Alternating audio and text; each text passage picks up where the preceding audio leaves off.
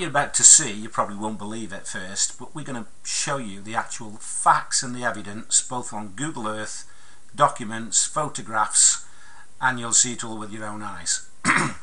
Paul Cantor and myself, we've been studying this for some time now. Now, what I'm going to start off with is the latest statements, which we all know about, Mail Online, when we're looking at the latest weather on the weekend of 19th of January 2015. Some people are actually claiming that there are going to be one person dying every 7 minutes in the UK. And as it says, Britain brace for deadly freeze. Arctic blast so severe it could kill one person every 7 minutes. So strong winds, temperatures plummeting to -15. And we ask, well, why would that be? Sometimes it's not out the normal, but when we show you what you're about to see, you will fully understand why and the motives behind it. So here's some of the conditions which have already taken place. The snow, we know recently for a week to 6 days we've had no electricity in Scotland with winds of 100 miles per hour. So these are the conditions that they say we're going to experience up until May 2015. So this is one of the reasons why this weather is taking place, because we're going to show you the microwaves in the atmosphere. Okay, researchers have been looking at this for the last few years now. In particular, there's been a couple of really photographs that really show what's really going on. If you look at this photograph here, you've got wavelengths coming up from an island, literally straight from this island here. It's an island in the actual South Atlantic called Marion Island. And if you go back, it will show you exactly what is causing that. And that's this meteorological station here. This is on the island. It's listed as a meteorological station officially, and it's literally caused that wavelength to happen there in the atmosphere, which we strongly believe and will provide evidence to show you that this is linked to weather modification. And they've been doing experiments on this since 1840. There's been weather modification experiments carrying on since that time, long time. So coming back to this here, this was in, I think, 2012, December 2012, where you can see a massive elliptical beam coming up from an island there in the middle of the Atlantic. This is Ascension Island, and Ascension Island has this huge array of towers on it, which are these are radio towers, and we believe, or Michelle Hopkins believes, this is a half array. You can see the towers here in a lot more detail, and also NETRAD balls which figure highly in this program. So I shall pass over to Harry now and let him continue. What you're actually seeing are the microwave patterns in the atmosphere from some of the equipment that you've just seen on the photos on Google Earth, etc. And we'll show you some more of those as well in a minute. But if you look at the bottom right corner of these beams, it points not just near but exactly to Ascension Island. Now notice where the beam ends up. It goes and pushes straight up, and it's triangulated from another NETRAD, which is there on the left hand corner, and it goes straight up to the UK. Also notice the effect it has on the atmosphere and the precipitation and the moisture content, which is a sign of change in temperature, by the way. So the ionizers warm the atmosphere up, but along with the wind profilers, they can manipulate the wind and the profile and the speed of the wind, either upper or lower atmosphere, to wherever they want. Now, that we've just said that we're having winter climate conditions until May. and I assure you we will be having these signs in the microwaves which continue till May. You watch. So I'm going to move this video forward now and you'll see the flash of the microwave. I assure you the energy in this is incredible, but like a volume switch, you turn it slightly, it controls the energy in the amplifier. The energy is already in the atmosphere and they're using this equipment to manipulate it, to change the climate, for example, to minus 15 degrees in the United Kingdom. So here we go. There's the flash. Now notice the white beams after and the changes in the airflow that pushes up to the United Kingdom. There, second time. And if you think this isn't affecting it, I'm going to show you some typical examples of microwaves affecting the wind and also the direction of the warm air and the cold air and the changes in temperature. Right, mate, that's one. Now, where am I? I can reduce this. There was another mic. There was another one I'd got. Where is it now? I don't want to lose this now. I've got another video, hadn't I? Yeah. A typical example. Was it down the bottom here? Oh no, it's RVC recordings. Yeah. I've got to wait for this load up now. This will be a good video, mate.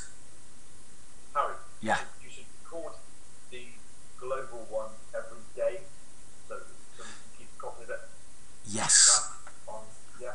Because there's like a short version, latest, isn't there? Yeah. My friend said what it's doing is loading the actual files up. You can do it quicker if you do something to the menu on it. Here's the latest one up here now. I think it's there, isn't it? Yeah. Is that the one? No, That's the latest one. it's not that one. I want. Come on, play. Oh no, it's going to freeze on me. Got to wait for it to run its turn now.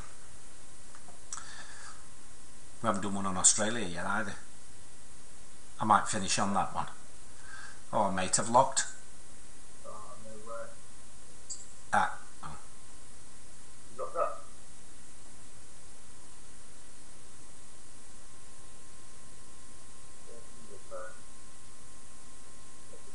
There we go. How's it come? Yeah. Right, yeah, this is the one I was talking about.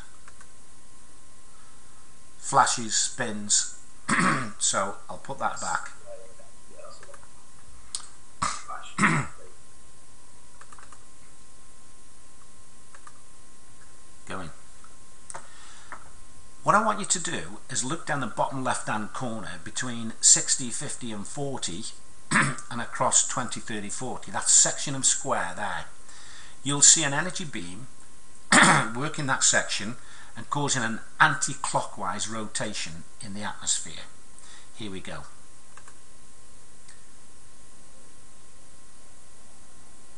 Right, it's coming across now. You see the beam, there's it flashes, it curls there around to the left there. You've got a right rotation across the middle of the page, a second flash and a clockwise rotation. Just one more time there. You'll see it there, flash, rotation, there, and a second one there, spinning it to the right.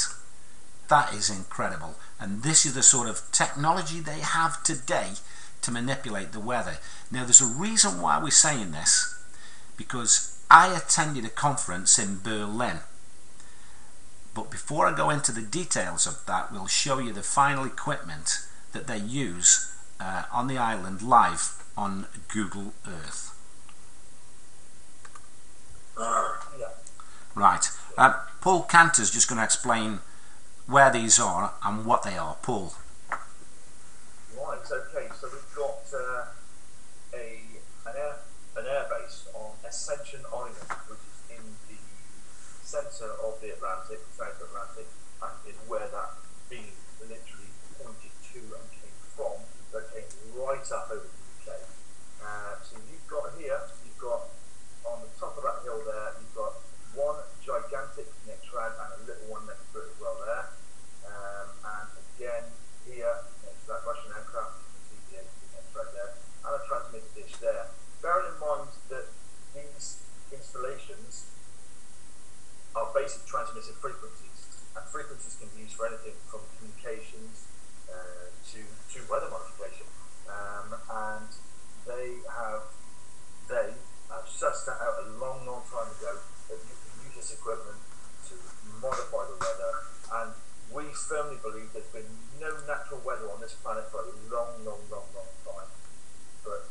yeah, you've got this island which has got, we've counted probably over 100 plus, maybe between 100 200 Nexrad balls on the island, and I think Harry's going to show you some now. Yeah, we were surprised at that, weren't we, Paul? Because Yeah. and we've found so many of these now, and that pilot in the video who's involved with chemtrails admitted there are so many covert areas where they cover them under cloud mass on Google Earth, but we've actually seen the bases under the sea, the lines that they use as EMF transmitters, and there's some other weird things going on. Underwater arrays. Is that yes. Yeah. So we'll just show you these other Nexrads on this island. So many of them. There's so much power. And the other thing is, by the way, taxpayers paid for all this, millions of pounds worth. Now, remember where those beams were? They triangulated across from the UK, which is there. They came down the ocean here. We've got Brazil on the left, and they corner pointed in the middle of the ocean here on this island. We're now going to show you the equipment. This is incredible. For example, they've got on the island, the whole island is dedicated to transmitters, believe it or not. Every one of them red marks is not just a single transmitter, but is multiples of transmitters and Nexrads. For example, there's a large Doppler radar Nexrad there. That is enormous, because when you look at the others, they're not as big as that. So we're looking at a massive array. We've got fields of them. You've got unusual transmitters with twin bulbs in the middle and rings around them, and then we've also got what we call a field of transmitters. I'm going to let Paul explain these to you. Paul, just explain these fields of transmitters. Yeah, I mean, there's 8 Nexrads all in a field, literally in some sort of formation, and I can only imagine. Obviously, we don't know exactly how these things work, but when they're in some sort of array, so they basically work together, and the power is obviously put together, and beam, as you saw, the beam that came out from there that went across the whole of the UK was enormous, and you can only imagine that these things are creating so much power, to do this. So yeah, there's so much stuff on this island. It's absolutely unbelievable, and this island seems to be dedicated to military purposes. Don't you think, Harry? Yeah, there's an airport there. For supplies, we've seen the fuel lines coming, which is all standard equipment for the generators, etc., and the aircraft that refuel. But it's overkill to have so many fields of transmitters like this. It's not purely for communication. And the more they have, the more accurate the beams can be guided, and the energy can manipulate in the atmosphere. That's a fact. We've seen the patents on it. We've seen the techniques they use. Unbelievable. And when you look at the area that they cover, thousands of square miles. And again, we found another one, because this is true, isn't it, Paul? We said the corner ended here, there must be another one here where the wavelengths focused in, and lo and behold, we find further equipment here, ironically, at another airbase. And this was the left-hand corner of that beam. So we're getting a gut feeling for all this, Paul, aren't we? We're finding them all the time, and they're all over the planet. There is literally thousands of these. There's an island in the South Pacific called Guam that has 40 or so on, and we found a book which was a US government official book that talked about the weather modification experiments in 1968 from Guam. So this has been going on for a long, long time. Yeah. I would say hundreds of billions of pounds when you look at, for example, equipment like this, and they're all sequenced and coordinated to work together.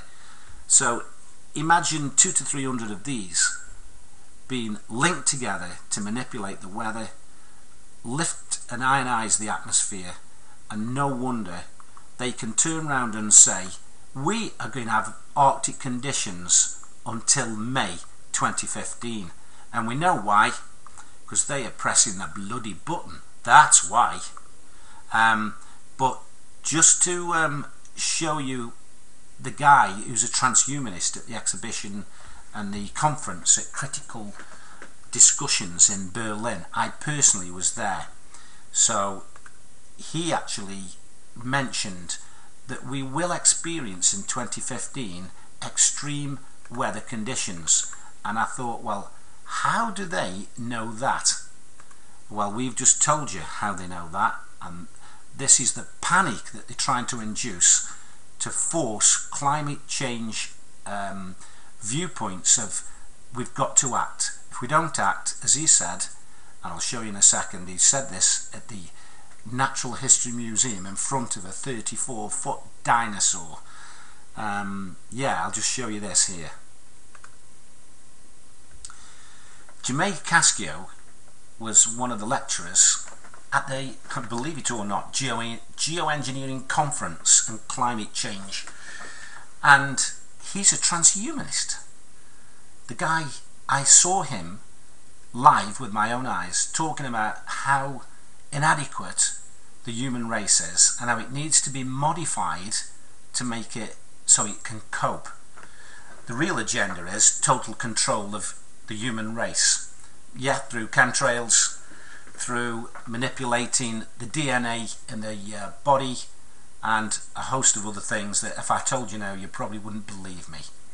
But what he's doing is creating fear-mongering for climate change and saying that temperatures are rising, which they in fact are not.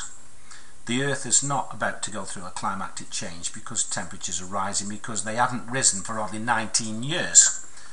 However, he is promoting this, and I saw him give this talk in front of a dinosaur that reached right up to the roof. I think it was 32 meters high actually, and one of the largest dinosaurs ever to walk the Earth.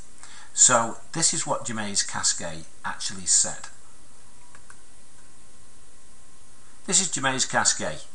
Now he is going to talk about the panic and extinction of the human race, and by the way, he said it's your fault. You've got to pay the price for it because you caused it.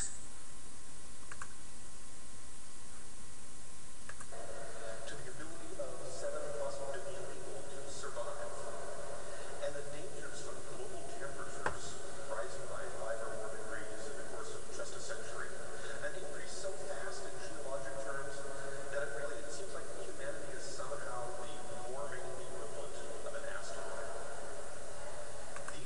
So, did I actually hear that? He compares mankind to an asteroid that's about to hit the Earth.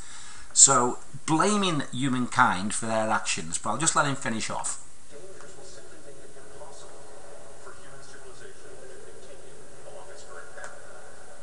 So, does that mean civilization is going to collapse? Probably not. Humans are reasonably smart. As a species, we have survived massive natural... So, what he's about to recommend here, we won't play it too long, but he's talking about geoengineering. So, create the problem, blame us for it, make us pay for it, and of course we have to bring in geoengineering, which is a hidden agenda to take full control of every human being on this planet. And that is what the whole agenda is all about. It's all about taking control of everybody's life on this planet. So what's our conclusion in all this? We are telling you to look up yourself into the skies and notice, like for example on these pictures we are showing you, when you see the weather forecasts, when you see these type of things going on in the sky, you know that we've all been conned. These are scalar wavelengths.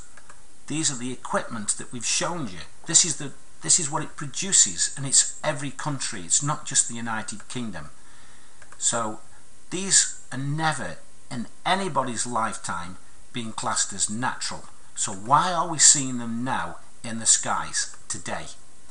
So we are saying, think outside the box, realize what's going on, and think for yourself, because it's definitely man-made. Don't let them blame us for what's going on so they can claim your carbon tax from you and take full control of our normal way of life. I'm going to let Paul Cantor finish off because he feels as strong about this as I do. Paul.